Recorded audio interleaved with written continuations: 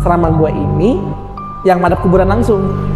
Jadi kalau lo buka pintu nih, itu udah pemandangannya udah bukan apa kuburan langsung. Kadang ada orang lagi ziarah, situ ada bunga-bunga. Gua buka pintu, itu pintu kebuka kenceng. Itu air nyala semua. Seret. Diem aja, nggak respon. Cetek. Gua kesel kan. Woi ngapain lu? Gua buka pintu, gua cetek mukanya rata. Ada di dalam, cuman nggak ngomong ada pocong. Ada di dalam terus ambillah, tarik maksud gua atau gimana kek. Dia diem, mungkin bingung ngomongnya. Nggak lama gua turun, ini orang udah nggak ada. Hah? Udah meninggal di dalam situ.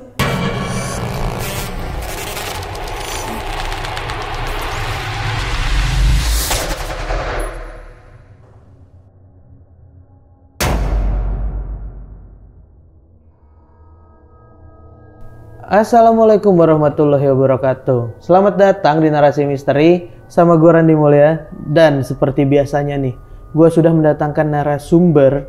Nah kali ini narasumber kita, dia bersekolah selama 6 tahun dan tinggal di sebuah asrama. Dan tempatnya ini berlokasi yang masih di area Jakarta. Kita langsung ngobrol aja sama narasumber kita kali ini.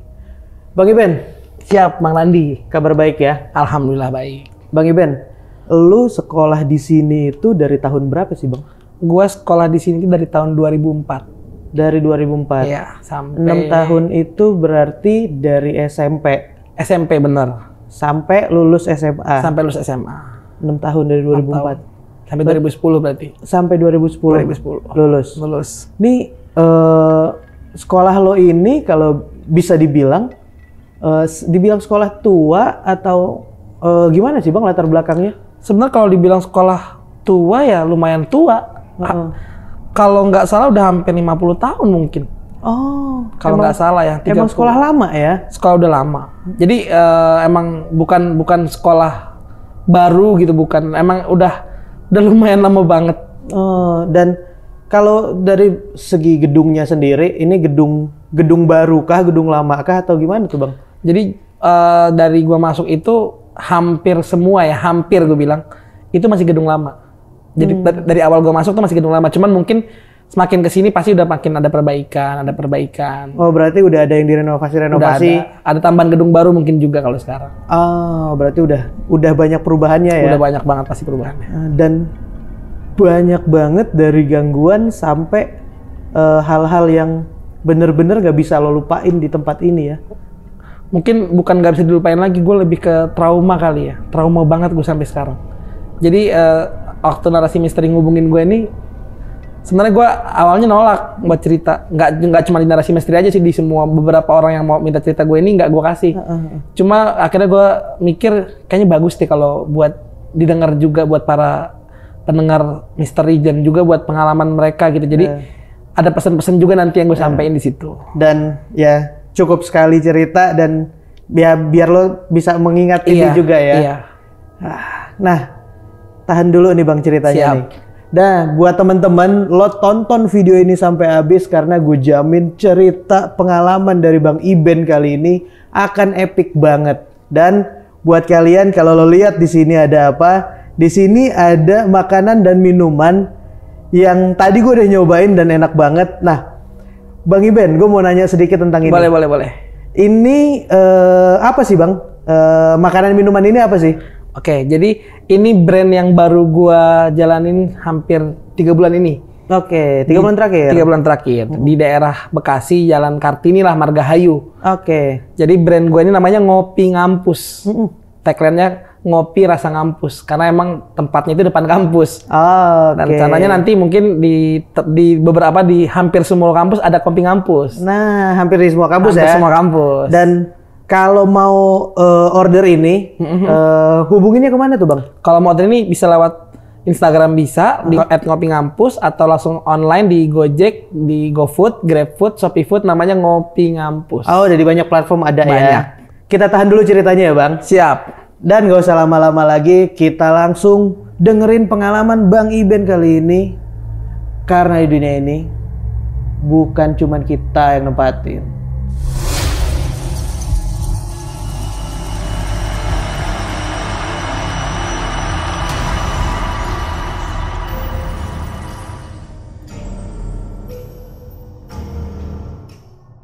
Bang Iben, awal mula kejadian yang lo alamin gimana nih Bang?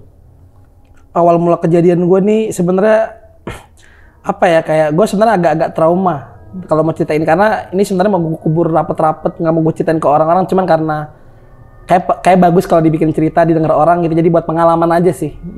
Jadi awal ceritanya itu pada tahun 2004, gue sekolah di salah satu sekolahan di Jakarta pokoknya deh.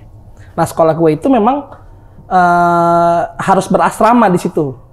Jadi harus tinggal di asrama selama, tergantung sih pilihannya, mau 3 tahun, mau 6 tahun, terserah, yang penting harus berasrama, nggak boleh nggak asrama.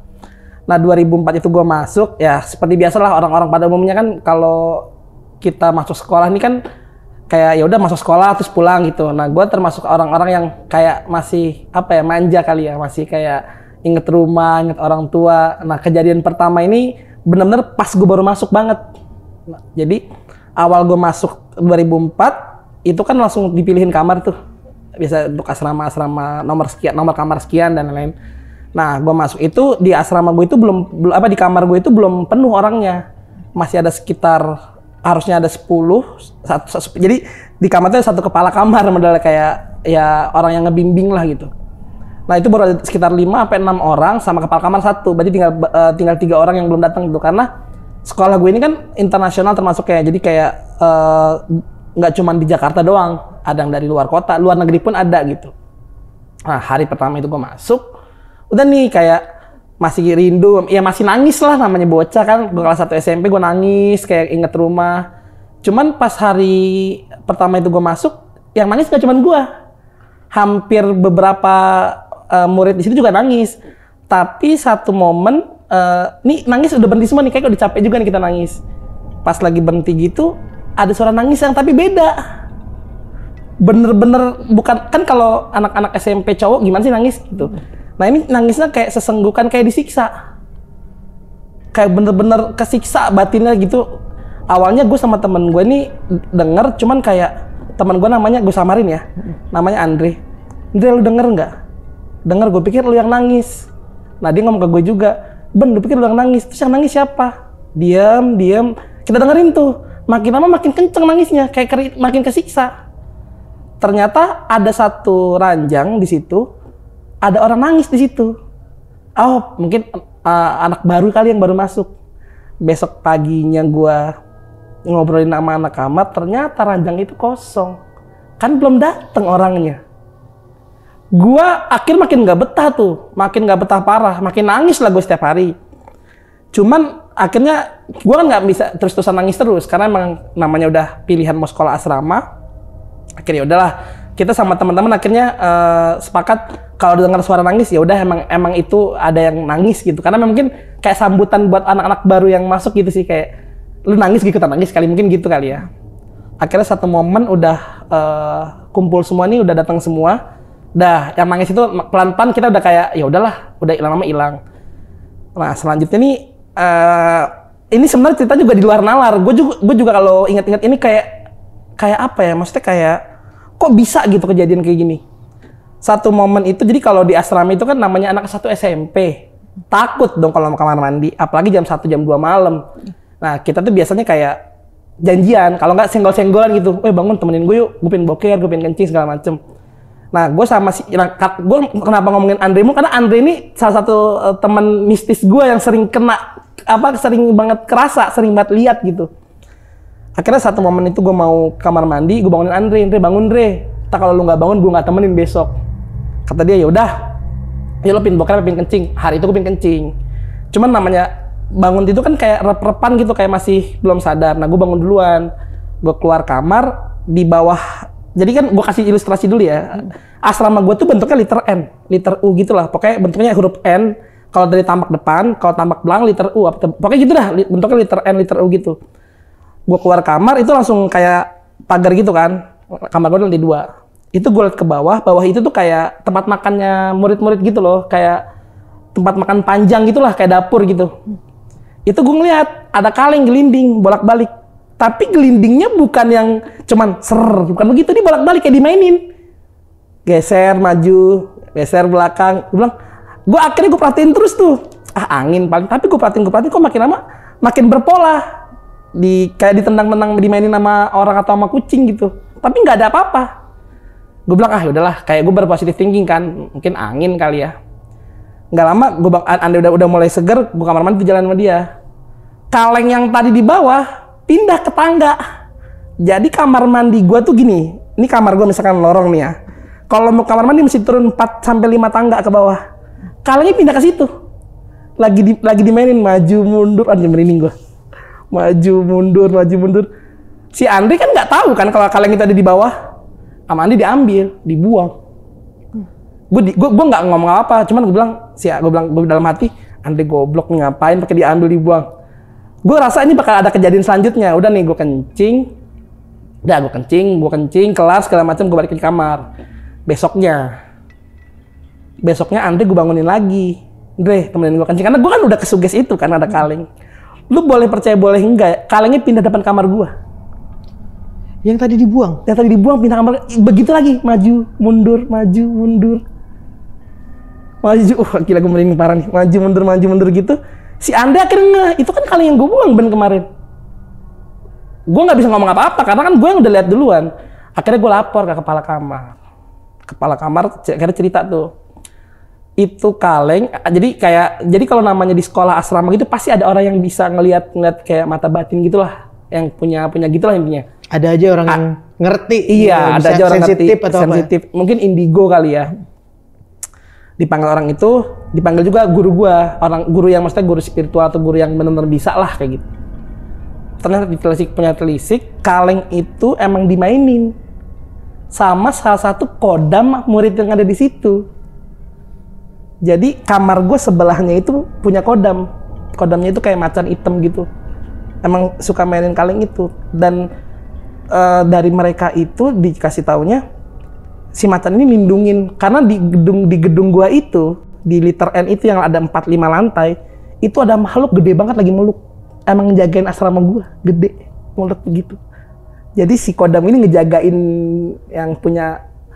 yang punyanya dia gitu, biar nggak diganggu. Padahal sebenarnya makhluk itu dijagain, cuman lu bayangin sih gede meluk asrama 5 lantai gitu, dan itu sampai sekarang masih ada. Memang penunggu di situ. Buat orang yang bisa ngelihat. Yang bisa ngelihat. Karena berapa kali orang yang bisa ngelihat tuh datang nggak mau masuk ke asrama itu karena ngelihat jelas gede banget nutupin itu. Gue karena nggak bisa ngelihat kali, jadi kayak antara percaya nggak percaya. Cuman akhirnya gue percaya karena orang yang tadi punya kodam nggak lama keluar. Karena berantem kodamnya sama itu. Gitu. Berantem bukan berarti berantem kayak yang lebay-lebay gitu ya, maksudnya kayak mungkin si kodamnya tuh mikir dia ganggu, padahal sebenarnya sama-sama jaga. Berantem dalam arti ya bahasa gue aja berantem, mungkin kayak ya apa ya, intinya ngeganggu santri yang lain, ganggu murid yang lain.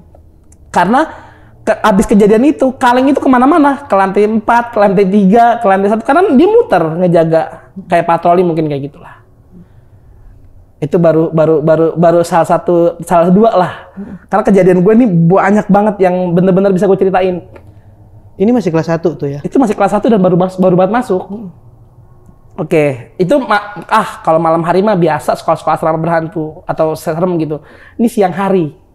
Jadi setelah kejadian kaleng nangis itu udah lewat. Nah ini gue ganti orang, maksudnya ganti temen boker, karena si Andre ini udah kayak gue kalau sama lu ini mulu, apa namanya, kayak ketemu setan mulu gitu.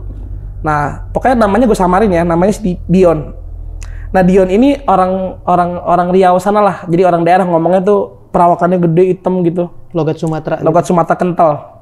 Nah Dion ini termasuk salah satu siswa atau murid yang datangnya telat, jadi emang masuk ke sekolah gue entah alasan apa dia telat, tapi akhirnya gue deketin karena kan kasihan dimusuhin, lu telat segala macam, biasa kalau dalam asrama gitu kan. Jadi waktu sholat zuhur biasa habis makan nih kebelet boker kan, gue iseng, gue ngomong ke Dion boker yuk, kebetulan dia mau tuh nemenin gue, biar nggak iseng aja sih siang-siang boker. Nah hari itu tuh hari apa, kalau nggak salah Rabu, kalau nggak salah tuh pakaiannya baju batik. Jadi kalau di sekolah gue tuh setiap hari beda-beda seragamnya, baju batik warna biru pokoknya dah.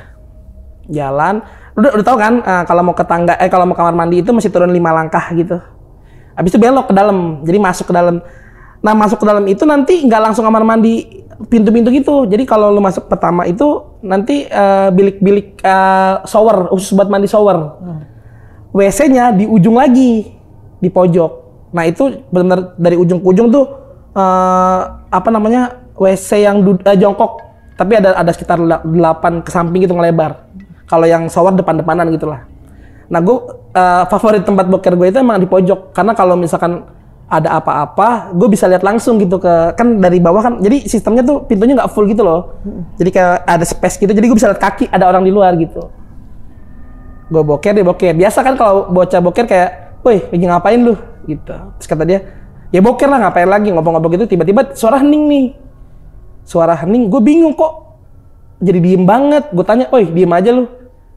Diem aja, tapi kan kalau di kamar mandi itu kan suka ada kayak genangan air. Itu dari genangan air kelihatan tuh masih ada di situ. Maksudnya ya nggak kelihatan jelas, cuman kayak ada wujud di situ. Di depan kamar mandi gua itu ada yang nunggu. Bahkan lain kosong, ngapain nunggu depan gua? Gua pikir gitu. Gua giniin, woi ngapain nunggu depan gua? Kan gua tempat lain kosong. Itu orang berdiri aja lama. Kakinya jelas banget, orang kelihatan kakinya. Terus nggak lama gua kelarin boker. Ini pergi nih si kaki. Gue pikir orang iseng kali yang menakutin gue. Gue cek ke samping tuh teman gue udah nggak ada, udah kosong. Dari tadi gue ngomong tuh gue sendirian sebenarnya, nggak ada orang. Sendirian. Nah ini belum selesai. Abis itu gue buka pintu, itu pintu kebuka kenceng. Itu air nyala semua. Seret. Gue lari sekenceng-kencengnya, ember gue pecah, kayu gue pecah, gue tinggal. Gue lari ke kamar gue tanya ke Dion, Yon lu tadi ngapain? Gue ajak ngobrol, diem aja. Kata Dion, apaan sih? Kan gue udah ngomong sama lu, gue nggak keluar, gue langsung cabut. 5 menit atau 3 menit setelah lu masuk tuh gue cabut. Terus lu ngapain diri di depan gue? Diri di depan lu gimana? Gue langsung cabut. Dan akhirnya gue baru ingat, itu kan hari Rabu ya, bajunya batik. Yang diri di depan gue itu pakai baju warna putih biru. Kok bisa lihat kan ada pantulan putih biru.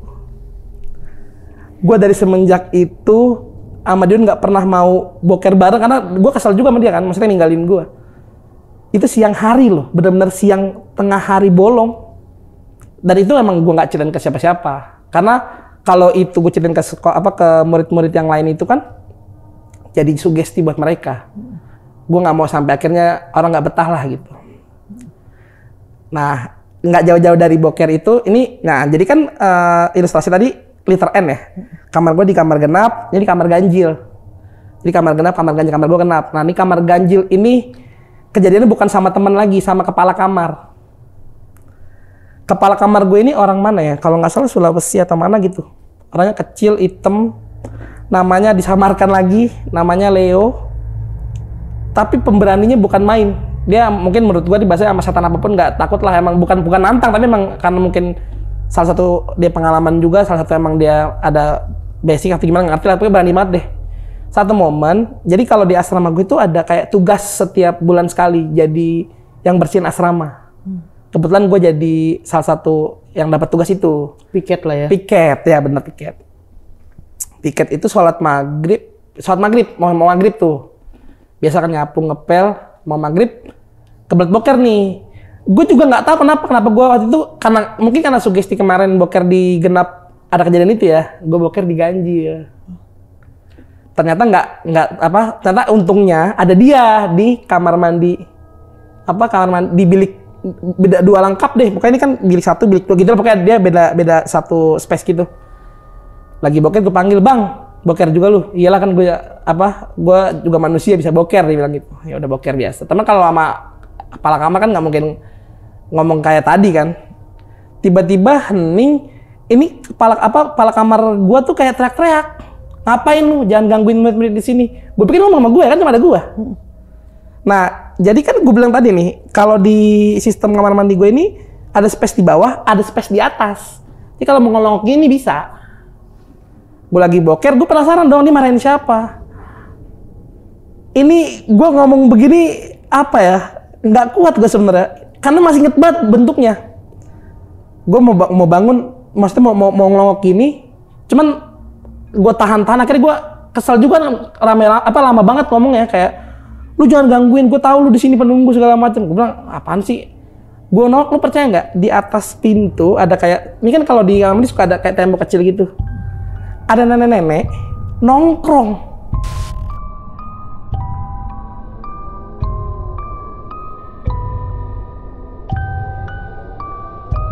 Rambutnya panjang, netes ke bawah, darah, terus mukanya sini setengah hancur. Bener-bener nongkrong di atas itu. Itu gue abis begitu gue diem begini nih, saking gak kuatnya. Nahan nangis gue kan, karena menurut gue udah gak masuk akal, nongkrong begitu. Gue abis dari situ gue nelfon orang tua gue, udah gak kuat mau keluar, kayaknya gak bisa sekolah di sini. Orang tua gue dateng ngobrol lah sama kepala kamar itu. Kepala kamar gue juga ngomong gini, intinya kayak diingetin. Nanti apa sih maksudnya kayak di sekolah ini emang akan ketemu yang begitu-gitu. Gue juga nggak ngerti kenapa gue bisa lihat. Maksudnya kenapa masih gue gitu kan, masih banyak murid-murid lain gitu. Akhirnya ditenangin segala macam. Akhirnya ya udahlah.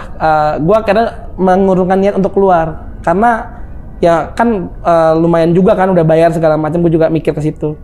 Dan semenjak itu kamar mandi itu ditutup, disegel. Nggak ada yang boleh boker di situ.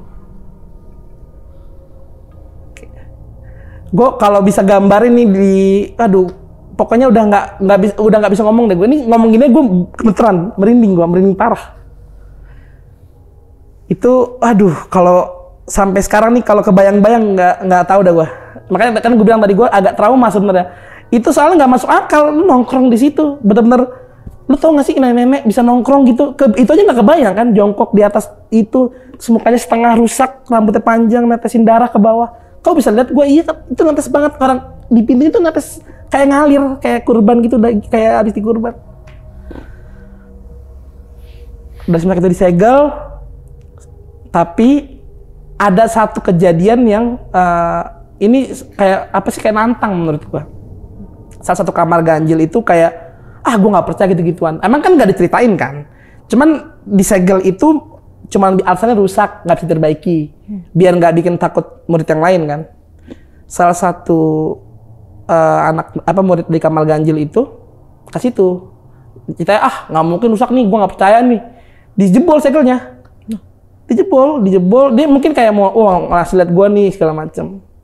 Dia boker segala macem, gua nggak tahu lah, dia udah dijebol tuh, karena ketahuannya pas piket selanjutnya itu lihat udah kejebol. Malamnya habis Isya kalau nggak salah, itu satu kamar kesurupan. Satu kamar semuanya nggak terkecuali kesurupan. Karena balik sholat Isya itu tiba-tiba gaduh, kayak teriak-teriak segala macam. Dan itu kamarnya, jadi kamar ganjilnya dekat batang kamar mandi, jadi kayak benar-benar paling ujung gitu. Satu kamar kesurupan, satu kamar itu habis itu diungsiin. Nggak tahu sih diapain, menurut gua kayak mungkin dikasih ruqyah atau apalah. Berapa orang bang itu? Satu kamar tuh 10-10-nya kesurupan. 10-10-nya? 10-10-nya kesurupan. Tapi sebenarnya yang murid-murid lain nggak tahu itu kesurupan kenapa. Karena kan kita nggak ngasih tahu, yang tahu cuma beberapa orang termasuk gua nih. Akhirnya sekamar mandi-mandi disegel, sampai sekarang mungkin kayaknya. Jadi kamar ganjil itu udah nggak bisa buat mandi, nggak bisa buat boker, udah full di blok gitu. Karena kejadian itu. Ditutup tuh ya? Ditutup, di tembok, udah di permanen mungkin, udah nggak ada udah nggak ada akses buat masuk lagi deh. Dari semenjak kasus kamar mandi ini, udah nggak pernah ada kejadian lagi nih, alhamdulillah di kamar mandi, udah aman lah. Tapi kejadiannya belum selesai, maksudnya bukan cuma kamar mandi. Jadi satu momen itu, pokoknya ini banyakan siang sebenarnya dibanding malam, karena apa ya, gue juga nggak ngerti. Kalau kejadian-kejadian malam mungkin kayak terlalu biasa gitu, tapi di sini nih emang sengaja dikasih siang kali ya. Jadi itu hari libur, FYI, atau intinya libur gue tuh bukan hari Minggu, hari lain lah pokoknya.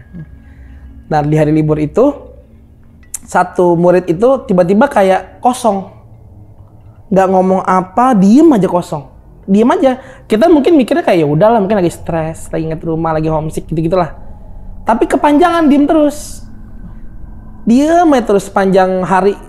Mungkin pikiran gue ya itu tadi homesick atau pingin liburan tapi nggak bisa gimana atau nggak ada duit gitulah.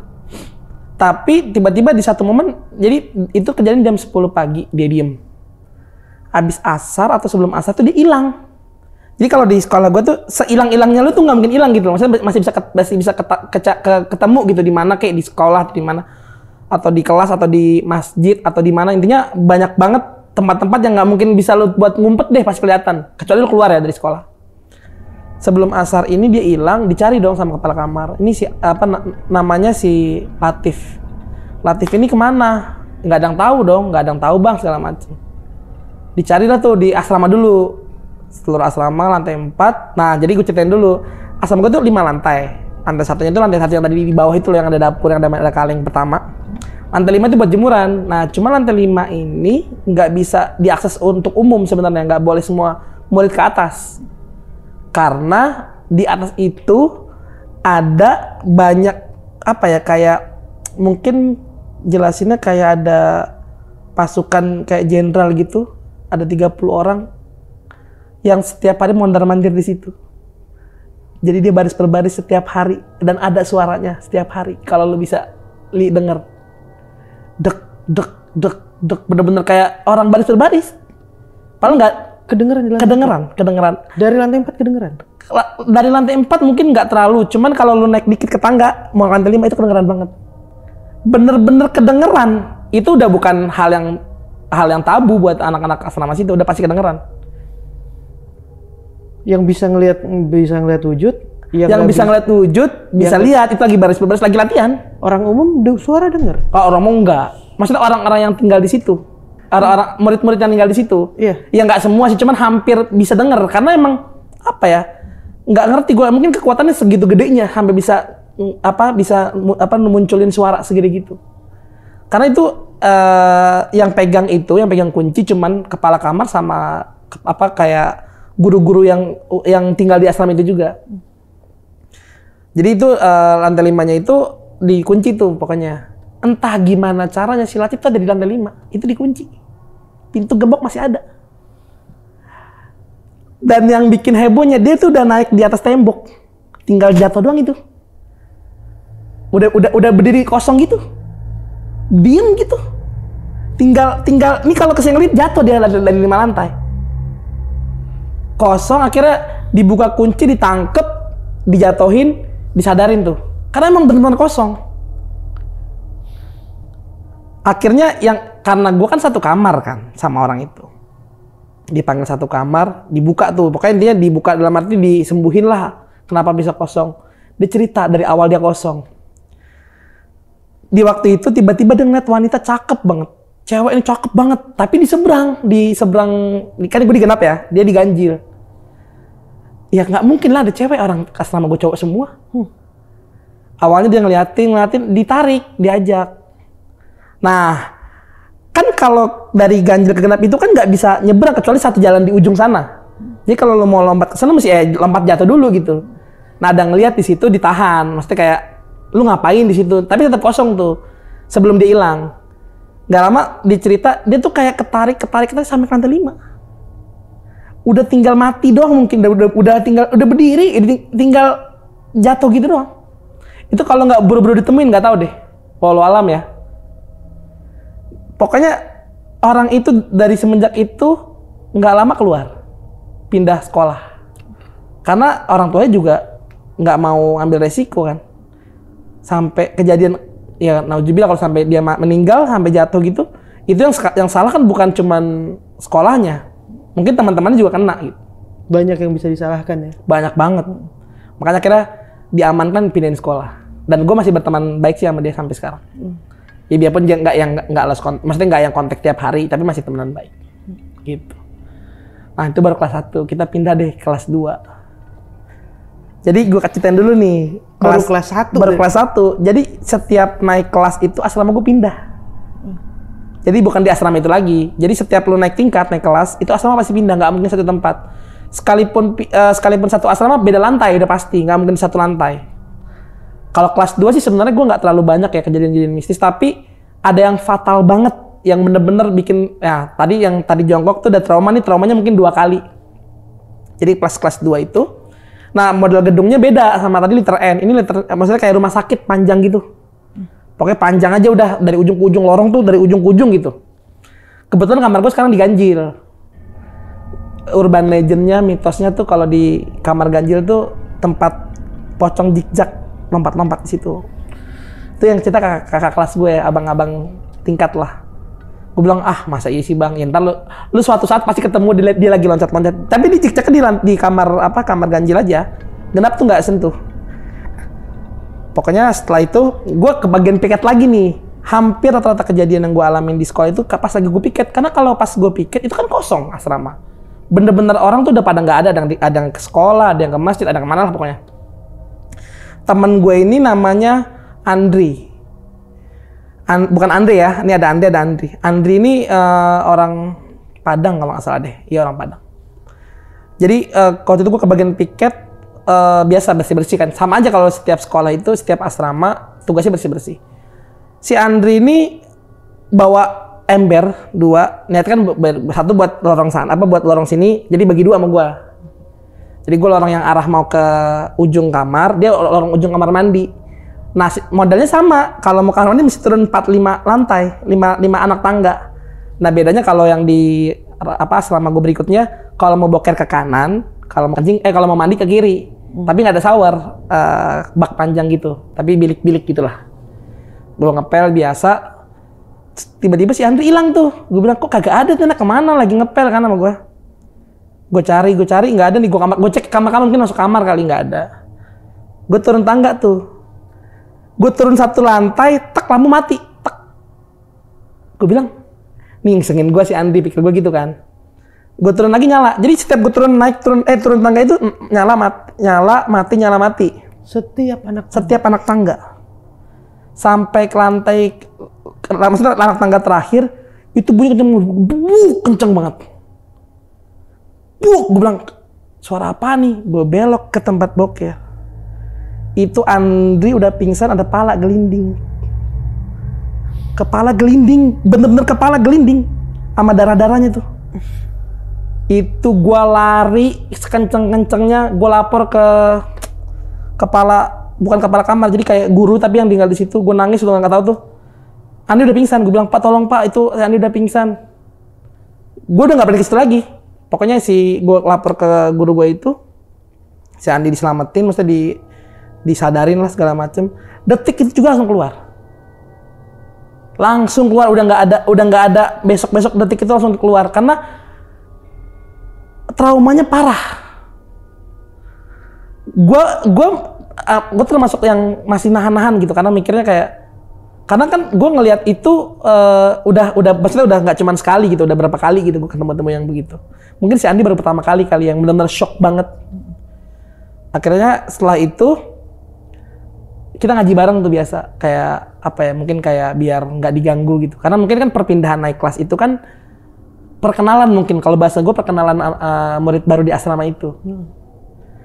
Gak lama setelah kejadian itu asrama gue kebakaran. Full abis kebakaran. Berapa gedung? Nah, kalau asrama gue yang kelas 2 ini 3 lantai sama. Jadi hitungnya lantai 1 itu lantai bawah, paling bawah. 3 lantai. Satu gedung itu? Cuma 3-2 doang. Yang kejadian gue di lantai 2 tadi, lantai 3 juga kena. Abis kebakar.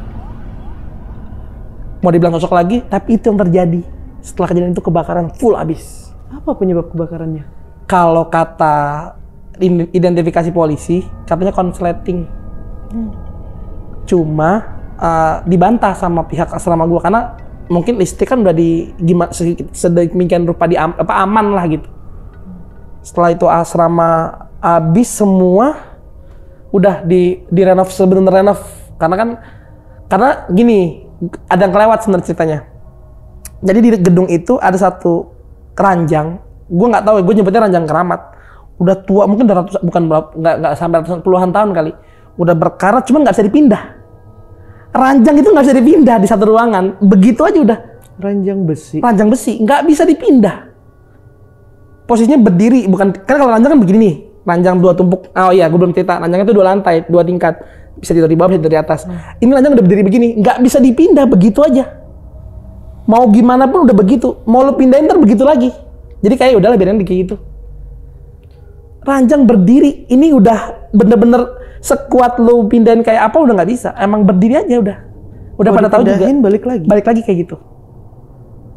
Itu ternyata ada penunggunya. Jadi entah kayaknya orang yang pernah kerja di asrama itu, kakek-kakek sama nenek-nenek berdua. Dia itu emang dulu tukang bersih-bersih. Tukang nyapu, ngepel gitu lah pokoknya. Urban legend-nya, kalau misalkan kamar lu kotor, mereka nyapuin. Dan gue pernah ngeliat langsung sama temen gue di kamar. Sama temen lu ngeliat juga? Sama temen gue ngeliat. Jadi pas waktu itu gue lagi sakit. Dia juga. Jadi kan kalau sakit itu emang suruh stay di kamar, gak boleh kemana-mana. Maksudnya kalau kita kemana takut nularin juga kan. Pokoknya gue sakit tuh waktu itu.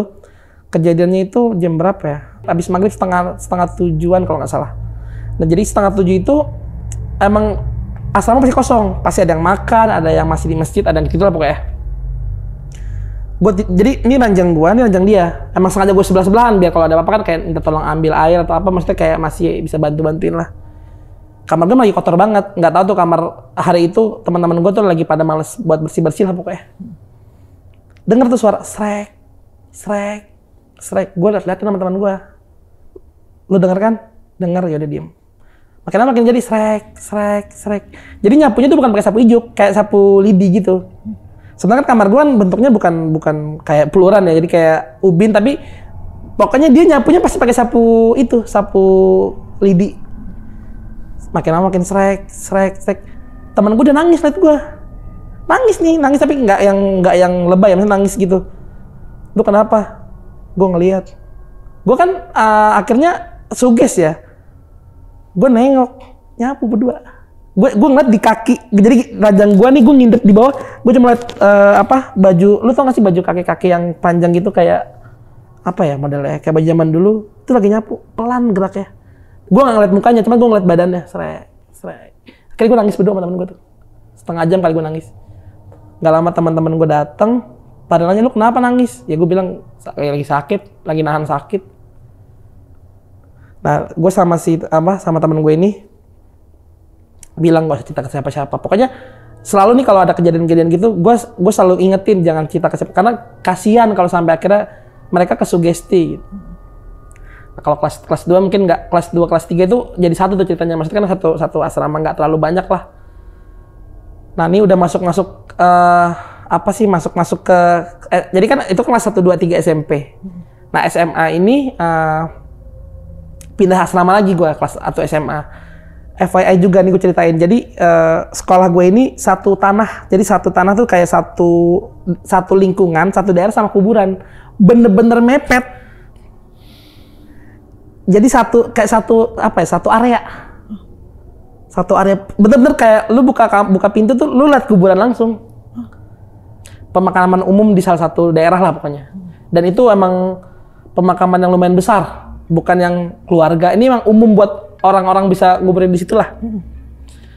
Nah satu waktu, karena kan kalau udah mulai SMA itu jadi panitia acara beberapa lah. Jadi kalau di sekolah gue itu pramuka sama silatnya itu lumayan bagus. Jadi satu waktu itu kita jadi panitia nih buat naik tingkat pramuka. Kita jadi panitia, pesertanya tuh anak-anak SMP yang kelas 1, kelas 2 gitu-gitu lah. Biasa dong kalau bikin acara suka ada gimmick-gimmick setan segala macam pocong gitu. Nah jadi satu waktu itu gue sama temen gue bikin ide gimana kalau kita naruh pocong-pocongan nih di kamar mandi bilik 3. Nah gue kasih gambaran dulu ya. Kamar mandinya ini pokoknya beda dari asrama 1, 2 tadi ya. Kamar mandinya tuh modelnya kayak kotak-kotak sekat-sekat juga, tapi pintu koboi. Kalau dibuka tuh cuman tek balik lagi gitu. Di kamar mandi bilik 3. Nah, kita taruh di situ tuh pocong-pocongan yang kita dudukin, karena ada space kayak meja gitu, bukan meja sih, ini air. Ini kayak ininya lo buat naruh sabun gitu. Kita dudukin di situ. Udah biasa teriak-teriakan kayak pesertanya masuk teriak. Satu momen ada peserta masuk nggak teriak, nangis kenceng banget. Gue bilang, lu ngapain lu nangis? Nggak jawab apa, nangis kenceng banget. Nangis kenceng nggak berhenti. Kita samperin ke dalam. Ternyata dia bukan masuk di kamar, kan kita tahunya di bilik 3 kan. Kita masuk bilik 3 tuh pocong masih ada pocongannya. Ternyata dia masuk bilik 4 di sebelahnya. Masuk bilik 4 ada pocong lagi satu di situ. Dan kakinya itu itu maksudnya kaki pocongnya itu penuh lumpur. Lu tau nggak tanah-tanah kuburan yang basah becek lumpur-lumpur?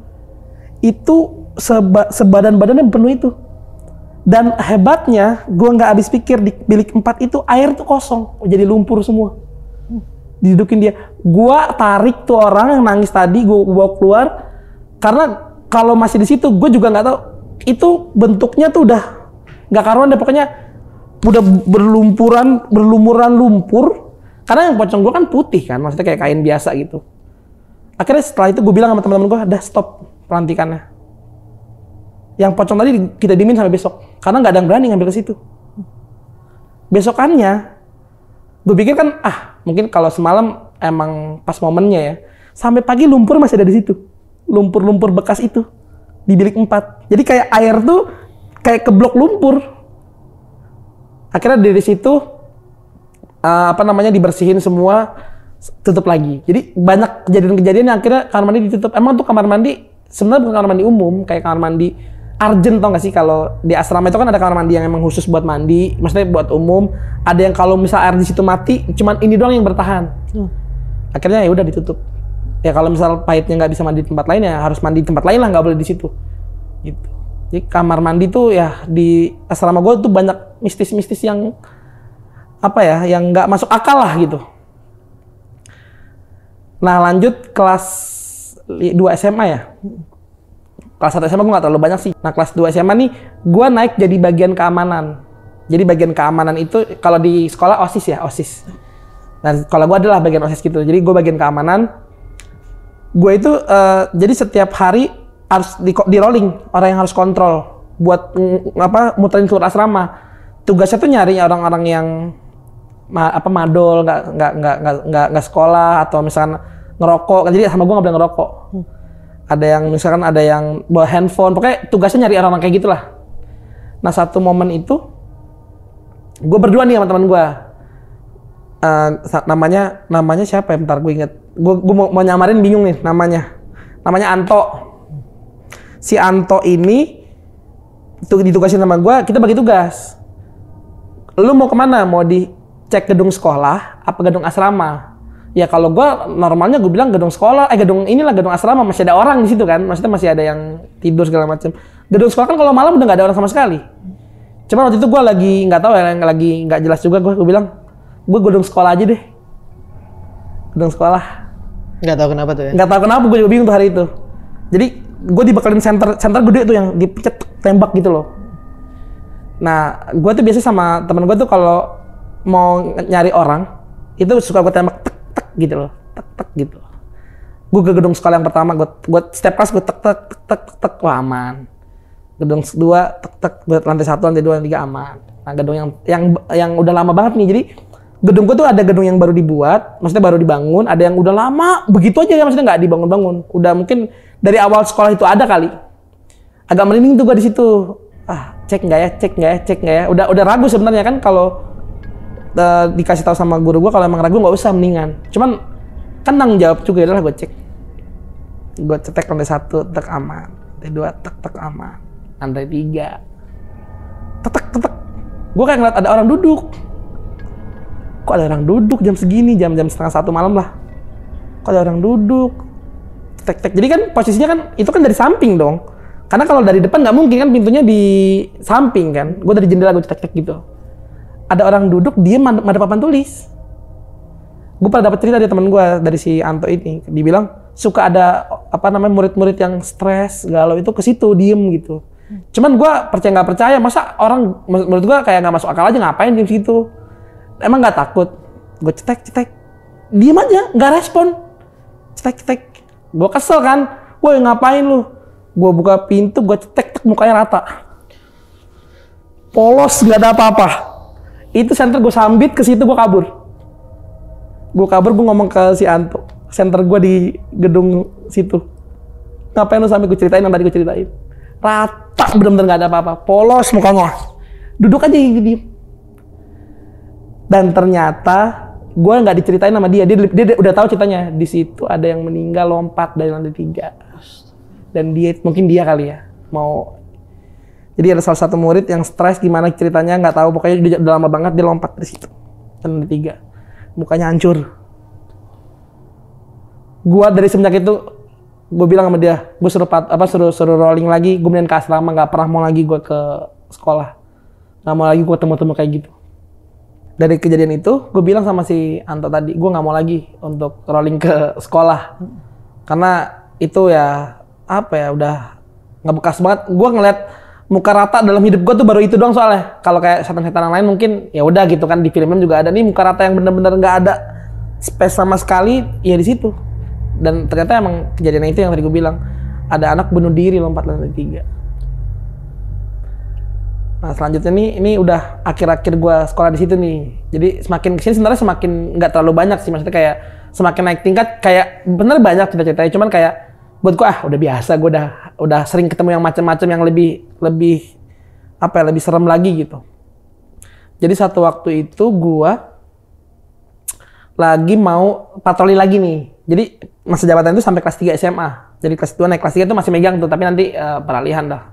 Pas udah masuk ke kelas 3 kan udah mau UN gitu-gitulah, udah mulai berpindah jabatan. Sebelum itu gue lagi patroli lagi nih. Jadi pas patroli itu kan pindah nih gue ke asrama. Emang dasar apa sekali gue ya, maksudnya tadi sekolah ketemu, di asrama ketemu lagi. Ini di asrama yang tadi kebakaran.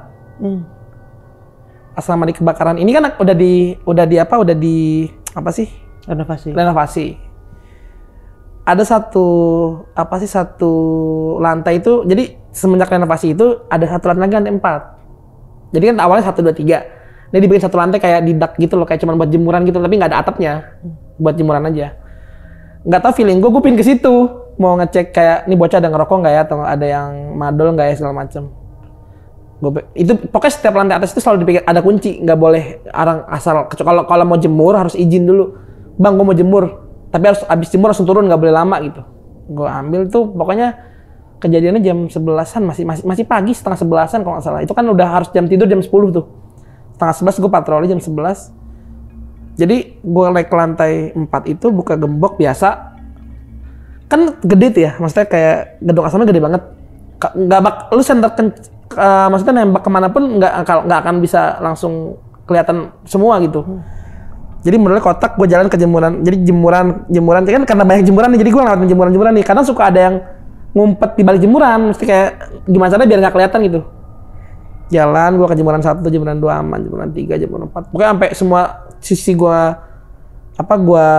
lewatin. Nah akhirnya ketemu tuh gue sama bocah, wah ketahuan loh. Gue kan kelihatan tuh pas ke center. Karena dia di balik jemuran, gue pikir lagi ngerokok nih, cuman kan kagak ada asapnya.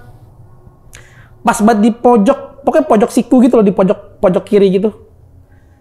Awalnya gue center tek, ini bocah nih. Dia juga diem aja karena mungkin takut juga kali sama gue ya. Gue jalan ke situ, jalan terus maksudnya gue singkap itu tuh singkap jemurannya. Gue singkap terakhir dan kagak ada palanya. Pakai jubah panjang kagak ada palanya. Gue diem lama banget di situ. Gue membatu sendiri. Gue ngeliat itu diem lama. Diem. Akhirnya gue istighfar. Gue balik badan. Gue jalan pelan-pelan. Gue kunci lagi. Gak ada palanya. Cuman jubah panjang hitam. Kayak baju apa sih wisuda gitu loh. Nggak tahu. Gue nggak tahu tuh ya. Mungkin efek dari mana nggak ngerti. Pokoknya itu cuman ini aja segini nih. Cuman kayak yang V itu loh, pakai yang baju wisuda itu. Gue diem lama, ada kali 15 menit gue diem di situ, gue istighfar, gue doa nggak bisa gerak. Akhirnya bisa gerak, gue buru-buru jalan keluar, gue kunci lagi. Tapi itu nggak gue ceritain siapa-siapa, ini baru gue ceritain di sini. Teman-teman gue nggak ada yang tahu, karena kalau gue ceritain itu nggak ada yang mau patroli di situ. Merembetnya banyak ya? Merembetnya banyak, karena yang gue bilang tadi, selalu kalau setiap ada cerita mistis, ada orang-orang yang mau membuktiin kayak mau gue berani nih. Ada juga yang akhirnya kesugesti banget gitu. Jadi gue nggak mau ke arah ke situ. Balik lagi ke asrama nih, asrama beda lagi gitu. Maksudnya kayak karena bahasa jabatan gue udah mau habis. Jadi ini mungkin udah terakhir banget udah mau pindah jabatan. Jam 2:30 pagi itu gue sebenarnya udah mau pulang ke kamar, kayak udah selesai patroli. Gue balik ke kamar nih. Asrama gue ini yang madep kuburan langsung. Jadi kalau lo buka pintu nih, itu udah pemandangannya udah bukan apa kuburan langsung. Kadang ada orang lagi ziarah, di situ ada bunga-bunga Pokoknya pas kejadian itu tuh ada kuburan baru kalau nggak salah. Tapi gue lupa udah berapa hari gitu. Gue mau pulang ke kamar, cuman kayak kan kalau masuk kamar kan ini kuburan di sini nih, ini kuburan di sini ya, di sini kuburan. Kalau mau masuk kamar tuh mesti belok ke kanan gitu loh. Karena kan kalau naik ke atas ngeliat ke kuburan masih madep kiri. Gue lagi jalan mau masuk ke naik tangga, itu di belakang kayak ada kan hawa berasa ya kayak ada orang diem gitu. Gue nggak tahu kenapa 2:30 pagi gue pengen nengok ke kuburan, agak bego juga sih menurut gue. Gue nengok itu ada kuntilanak duduk di atas batang pohon. Jadi pohonnya tuh gede. Dia duduk aja di situ. Cuman duduk. Seringai. Gue ngeliat begitu, awalnya berani. Gue pikir, lu ngapain di situ maksud gue? Gue lagi berani tuh waktu itu. Tapi makin lama makin nyeringainya makin kayak apa sih? Kayak nantangin gue gitu loh. Gue pingsan tuh. Dalam seumur hidup, maksudnya dari sekian banyak cerita gue pingsan akhirnya. Gue bangun abis subuh, dibangunin, maksudnya disadarin sama guru gue di situ, dibilang, kamu kenapa pingsan? Gue ceritain yang tadi ini karena guru gue ini termasuk yang gue tau lah dia bisa. Gue ceritain segala macam. Lu tau nggak jawaban dia apa? Ya, kamu termasuk yang beruntung ketemu dia. Emang ada di situ ternyata dia di situ. Sering nongolin wujud. Kamu termasuk orang yang beruntung bisa ketemu dia. Di mana beruntungnya? Gue bingung di mana beruntungnya Pak, gue bilang. Ya kamu bisa lihat dia, karena nggak semua orang bisa lihat. Itu jadi kata guru gue itu, saya udah usir berapa kali dia nggak mau, emang mau di situ. Salah satunya cara ngusir dia mesti tebang pohon, dan di pohon itu nggak cuma ada dia. Gue ya udahlah, gue bilang mungkin kayak salam perpisahan kali, gue udah mau lulus kali ya ketemu yang begitu. Ini pingsannya di tangga tadi. Di tangga itu yang nemuin juga kan 2:30 tuh. Gue ditemuin itu pas orang mau sholat subuh ke masjid. Jadi kan kalau di asrama gue tuh mesti sholat masjid gitu loh, rame-rame jamaah. Nah jam 4 itu ada salah satu murid yang nemuin gue, lapor ke guru gue tadi, sama guru gue digendong. Gue bangun saat-saat udah jam 4:30, jam bukan habis sholat subuh deh. Cuman jawab begitu, kamu salah satu orang yang beruntung bisa nemuin dia, bisa ketemu dia, bisa ngeliat dia. Beruntung gimana? Gue pingsan. Nah ini mungkin apa ya, kayak kesimpulan dari semua ceritanya nih. Yang terakhir banget sebelum gue keluar, benar-benar kayak bekas yang nggak akan mungkin hilang sampai gue mati mungkin kali ya. Nah di kuburan itu ada space gitu loh, kayak apa sih, kayak gorong-gorong. Gorong-gorong itu tempat biasa buat gue cabut. Jadi gue SMP sering cabut di situ. Karena kalau mau cabut paling aman lihat kuburan, kan nggak mungkin dicek. Siapa yang mau cek kuburan? Gorong-gorong itu kalau lo mau cabut lewat situ, lo mesti kayak ngerangkak, tapi bukan kayak TNI yang tengkurap gitu, nggak. Yang setengah jongkok, tapi kayak mesti apa ya bahasanya? Kayak jongkok setengah gimana sih? Jalan jongkok. Jalan gitu. jongkok, tapi lebih bawah lagi. Karena kalau lo agak naik dikit kena ngerangkak. apa? Nah, ngerangkak gitu lah. Itu kejadiannya, jadi gue sama teman-teman gue itu kayak mau nostalgia gitu, cabut yuk, tapi lewat situ. Padahal gue mau keluar lewat gerbang pun sebenarnya nggak apa-apa kan, udah mau kelar gitu. Kata teman gue, yaudah yuk kita nostalgia, buat ingat-ingat masa lalu, mau lulus kan. Teman gue bilang, nah gue ceritain ada 5 orang. Gue, nah si Andre ini salah satunya. Andre yang tadi, jadi si Andre ini sampai SMA juga sama gue. Anto yang teman gue rolling. Nah 2 ini orang yang nggak pernah gue ceritain dari tadi, nggak ada nih. Dia termasuk orang-orang yang baru lah, maksudnya kayak nggak pernah kejadian nama gue misteri gitu-gitu. Nah cuman ada 1 orang yang bener-bener apa ya gue bilang ya, kayak bukan kutu buku ya, lebih kayak terlalu polos gitu loh. Cuman kayak mau ikut-ikutan. Gue udah larang nih. Kok ini sedih banget gue, karena orang ini tuh pas kejadian ini bener-bener kayak apa ya, kayak gue udah larang banget temen-temen gue jangan ikut, karena kalau yang nggak biasa kan susah gitu kan, apalagi kuburan gitu loh. Akhirnya udahlah dia tetap mau ikut. Ini gue samain, gue nggak mau sebut namanya karena ngejaga juga. Biasalah gue ngerangkak. Jadi kita tuh mainnya tim, nggak bisa langsung semua masuk kan. Kalau masuk semua dia kan ini kan kayak gorong-gorong segede apa sih kalau masuk semua. Gue pertama jalan lolos. Jadi kalau misal lu lewat gorong-gorong ini pasti basah segini nih. Mesti basah, nggak mungkin nggak. Jadi kita selalu bawa spare celana buat keluar kan nggak mungkin keluar dari sekolah basah-basah kotor gitu. Jalan, gue satu lolos. Nah orang yang ini ditaruh di terakhir karena biar ngeliat yang lain dulu kayak gimana sih keluarnya segala macem. Orang kedua lewat si Anto, ketiga nih orang ketiga yang baru, nah keempat dia nih terakhir. Nggak lewat-lewat. Kok ini orang nggak lewat-lewat? Gue bilang gue tungguin. Gue tanya sama Anto, itu mana dia? Nggak tahu nih, gue juga lagi nungguin. Ada kali 10 menit tuh nungguin. Karena kalau keluar itu paling sekitar 5 menit udah keluar. 10 menit kok keluar. Mungkin karena susah kali ya, gue pikir gitu. Karena baru pertama kali. Terus pas udah 15 menit, akhirnya salah satu temen gue si Anto itu, udah deh, coba gue masuk ke dalam lagi.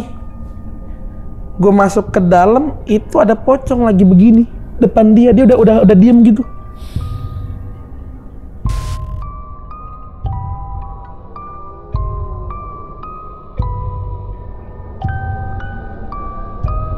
Si Anto ngeliat begitu, nggak teriak, dia mundur ngasih tahu gua ada di dalam, cuman nggak ngomong ada pocong.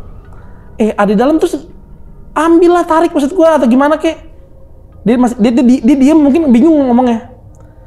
Nggak lama gua turun, ini orang udah nggak ada. Hah? Udah meninggal di dalam situ, dalam gorong-gorong. Gue cek, gue nangis berempat tuh di situ. Gue cek nafasnya segala macam udah meninggal, udah gitu aja. Si Anto belum cerita karena gue taunya, gue pikir meninggal karena apa ya kan, mungkin karena ya kan nggak tahu, mungkin karena emang namanya orang kan nggak tahu umur segala macam. Itu benar-benar gue cek nadi segala macam. Gue itu kalau lu ke sekolah itu mungkin lu pasti tahu, kalau mau tahu cerita ini orang pasti tahu karena ini salah satu, gue hampir dikeluarin soalnya di situ. Udah sempat masuk rapat segala macam, tapi kan bukan salah gue. Maksudnya gue nggak mau, bukan niat gue mau ke situ kan, emang cuma mau nostalgia aja. Dan hal yang gue lakuin itu bukan yang fatal sebenarnya, bukan yang mau ngerusak nama sekolah, enggak kan? Itu kan kesalahan pribadi aja gitu. Orang tuanya dateng, gue ceritain tuh kayak gitu. Cuman akhirnya Anto nggak ceritain ke siapa-siapa. Yang diceritain cuman dia lagi mau cabut, terus meninggal. Yang gue tahu sama orang berempat ini, sama teman-teman gue salah satunya, dia ketemu pocong lagi begitu. Asumsi kita bertiga, kan gue berempat sama dia. Asumsi kita bertiga, dia kena serangan jantung karena nggak shock liat itu. Gue cuman cerita di sini. Kalau di tempat lain, dan ini nggak akan gue mau ceritain lagi. Jadi sebenarnya ini salah satu apa ya? Hal yang gue nggak mau ceritain, tapi kayak udahlah buat pengalaman teman-teman nanti nih, jangan pernah macem-macem nantang-nantang deh. Apalagi kalau yang belum pernah belum pernah ngerasain dunia mistis, jangan nantang-nantang, jangan sok berani, jangan sok mau coba-coba, karena kita nggak pernah tahu hal-hal kayak gitu. Itu gue bertiga masuk rapat, sempet ijazah gue mau dicoret, maksudnya kan udah mau lulusan, udah mau nggak lulusin. Cuman akhirnya udah, karena memang gue kan juga yang gue bilang tadi, kesalahan gue nggak fatal, akhirnya udah gue tetap dilulusin. Dan gue kalau inget itu gue ngerasa kayak bersalahnya nggak hilang-hilang. Mungkin orang tuanya dia sampai sekarang nggak tahu nih gue cerita begini. Taunya cuman dia cabut terus meninggal. Karena si Anto itu ngelihat depan, gimana sih, gorong-gorongan kecil ya, maksudnya nggak gede. Itu ada pocong lagi, cuman kayak dibilang tengkurap enggak, tapi kayak ya begitu aja. Depan-depan sama dia, ini teman gue udah diem aja, udah kaku. Makanya gue nggak mau samarin namanya, nggak mau kasih tahu nama sekolahnya. Semuanya gue jaga rapet-rapet. Jadi gue harap sih buat teman-teman yang tahu cerita ini, terutama orang-orang yang gue sebut tadi dengan nama samarannya, jangan sampai muncul-munculin ini di komen. Nanti gue berharap banget, kalaupun komen teman-teman juga nggak usah spill sekolahnya apa gitu ya. Jangan, gue minta tolong banget, gue berharap banget jangan sampai akhirnya nanti orang tuanya juga luka gara-gara cerita sesungguhnya seperti ini. Iya, benar-benar. Nah, Bang, si almarhum ini berarti meninggalnya itu pas papasan dengan sosok tadi. Orang yang pertama kali nengokin itu si Anto. Si Anto. Si Anto ini ngelihat sosok pocongnya. Lihat banget, dia bisa gambarin banget dari matanya, dari mukanya. Nih, kalau yang digambarin Anto, matanya satu keluar. Mukanya tuh udah bopeng-bopeng. Jadi matanya cuma satu yang keluar, satu masih normal, mukanya bopeng-bopeng. Terus di sininya tuh apa sih namanya, kayak darah semua, kayak daging keluar gitu loh. Berarti si almarhum ini posisinya sebelahan, sama-sama arahnya mau keluar. Iya. Sama-sama ngadep ke arah Anto. Sama-sama ngadep ke arah Anto.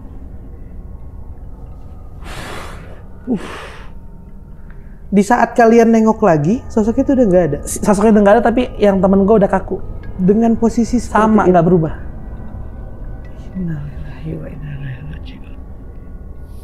Gue kalau inget itu sebenarnya sedih banget gue, karena anaknya baik banget, teman gue. Sebenarnya teman gue deket banget. Cuman emang untuk case-case tertentu tuh dia nggak gue libatin gitu, karena emang anaknya pernakalan galau lejak ya. Iya. Karena gue termasuk salah satu murid yang nakal lah di zaman dulu. Yang nakalnya pada umumnya ya, maksudnya kayak cabut, terus kayak gitu-gitulah. Nah dia ini termasuk yang nggak pernah gue ajak ke situ, karena emang ya dibilang kutu buku, dibilang polos ya polos. Karena satu kejadian itu nih menurut gue, akhirnya gue masih bersalah sampai sekarang.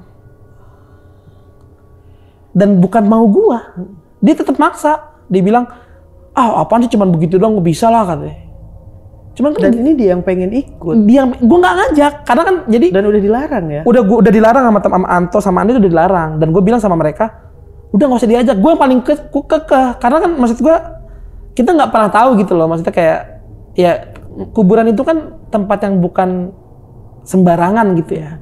Dan apa ya, kita orang juga kalau yang dari orang-orang yang ikut tadi, orang-orang yang udah pernah ketemu beberapa hal mistis di sekolah itu, terus juga si almarhum ini bener-bener yang apa ya, kayak karena cuma denger aja kayak ketantang aja, karena gue ngobrolnya itu deket dia kan, satu kamar gue sama mereka. Gue ngobrol, gue kerencanain didengar, cuma karena itu. Dan gue udah larang kali, cuman akhirnya karena namanya ya batu kali ya, batu gitu kayak nggak, gue tetap mau ikut. Ya udah. Dan ini di saat udah mau lulus juga anak udah ini banget ya? Mau lulus, udah bener-bener paling sebulan lagi atau 2 bulan mau lulus kejadiannya. Dan si almarhum ini berarti lo pernah dengar cerita-cerita tentang dia ngeliat sosok atau apa dari yang bersangkutan nggak? Nggak pernah. Nggak pernah. Ini bener-bener pure yang gue ceritain, yang gue lihat. Karena kan nggak ada maksudnya dari sebelumnya dia nggak pernah cerita apapun ke gue. Cuman kayak ya teman akrab dalam sekolah, urusan akademik lah, urusan pelajaran sebatas itu. Kalau untuk urusan mistis, penakalan enggak. Nah jadi ternyata setelah gue keluar itu, gue coba ngobrol-ngobrol lah di perkumpulan alumni. Gue nanya ke alumni yang menurut gue bisa gue tanyain. Karena kan nggak semua alumni tahu cerita ini kan. Karena emang ditutup rapat banget. Karena gini loh, maksudnya kalau di sekolah ada yang sampai meninggal, itu jadi kayak nilai minus atau nilai jelek buat sekolahnya kan. Ya. Gue tanya sama beberapa orang yang pernah sekolah di situ, gue tanya, Bang, gue ceritain nih yang tadi gue ceritain. Dia bilang, lu baru ketemu 1, gue ketemu 3. Dia sama teman-temannya ceritanya sama persis kayak gue, cuman dia bilang di situ tuh ada 3. Jadi gorong-gorongnya kan panjang, itu numpuk pokoknya numpuk gitu, jadi satu tumpuk. Katanya sih kata alumni gue itu, dia emang numpuk itu biar biar murid-muridnya nggak kabur dari situ. 3 numpuk di situ. Biar nggak kabur. Emang gue nggak tahu ya, mungkin emang mereka juga ngelindungin juga kan, karena satu area mungkin ya, atau mungkin bisa jadi ya emang nggak tahu, numpuk aja di situ 3 sampai benar nutupin itu biar ada murid nggak bisa keluar. Jadi sampai senior tentang gorong-gorong ini semuanya udah banyak yang tahu ya. Yang nakal-nakal. Yang nakal-nakal. Nggak semua. Dan yang nakal-nakal pun juga nggak semua mau cerita. Karena kan kalau yang gue bilang tadi, kita tuh dari tahun ke tahun, dari Maksudnya dari beberapa angkatan itu kita nggak mau sampai bikin angkatan-angkatan selanjutnya itu kesugesti kepikiran untuk sekolah dan nggak nyaman sekolah di situ pasti. ya. Dan akhirnya nama sekolahnya jadi jelek. Ya, betul. Makanya dari tadi gue bilang gue nggak sebut nama sekolahnya sama sekali. Gue juga berharap nih sama orang yang dengar cerita gue, jangan sampai yang tahu nama sekolahnya, daerahnya, nggak perlu di spill, nggak perlu disebut-sebutin. Karena kalau ini sampai ada inisial atau ada, gue rasa sih orang pasti tahu karena lumayan terkenal sekolah gue. Iya. Nah, yang penting kita juga udah nggak perlu menyebutkan itu karena ini kan pengalaman lu. Dan sebelumnya gue Al-Fatihah untuk almarhum ya. Iya. Nah, kita tarik mundur ke belakang. Yang sebelumnya lo lihat di satu lagi patroli malam, yang sosok muka rata tadi tuh. Nah, itu ada yang lompat bunuh diri di sana. Itu kejadiannya udah lama sebelum lo masuk sana. Udah lama, dibilang lama banget mungkin enggak ya, mungkin sekitar 5 tahun, 6 tahun sebelum gue masuk. Jadi mungkin kan kalau dalam satu angkatan itu hitungannya dari kelas 1 sampai kelas 6. Ini mungkin satu rit, satu apa bahasanya? 5 tahun sebelum lo masuk ya, mungkin 10 tahunan atau enggak sampai sih. Yang lalu 6, 7, 8 tahun lah. Ya. Kurang lebih sekitar segitu. Pokoknya sebelum lo masuk udah ada kejadian itu. Dan cerita itu juga nggak semua orang tahu. Hanya bagian-bagian tertentu aja yang gue bilang tadi. Oke. Karena nggak disebarluaskan. Ya, karena menjaga banget nama sekolah juga di sana ya. Dan kita pun tahunya cuma bunuh diri, nggak tahu masalahnya. Iya. Cuma tanya dia bunuh diri, lompat dari situ, udah dia meninggal. Itu pun kalau gue nggak ketemu sosok itu, mungkin gue nggak tahu kalau ada cerita itu.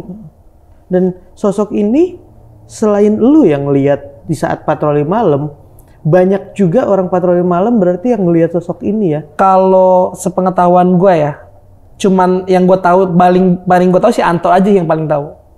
Karena Anto berarti udah pernah ngelihat sosok itu juga. Udah pernah.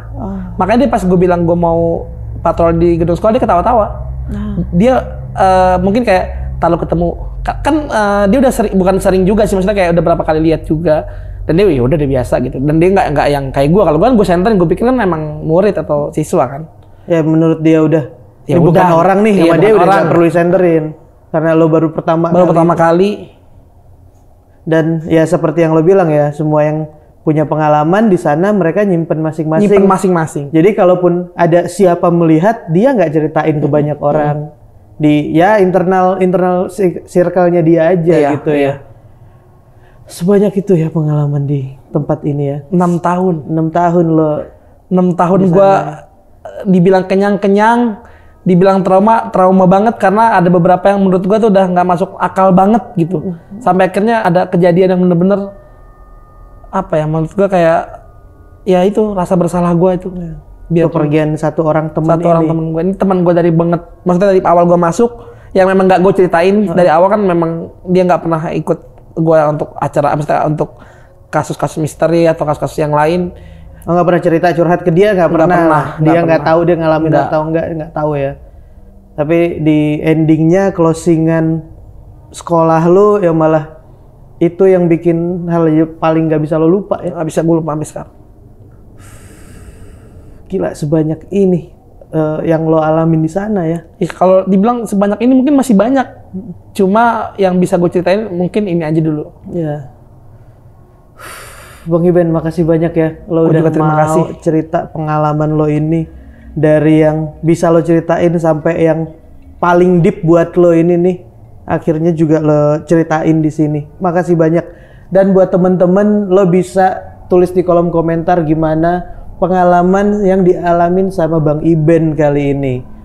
Dan untuk teman-teman yang punya pengalaman pribadi, kalian juga bisa ceritain di Narasi Misteri. Kalian tinggal DM ke Instagramnya Narasi Misteri atau klik link yang ada di deskripsi di bawah.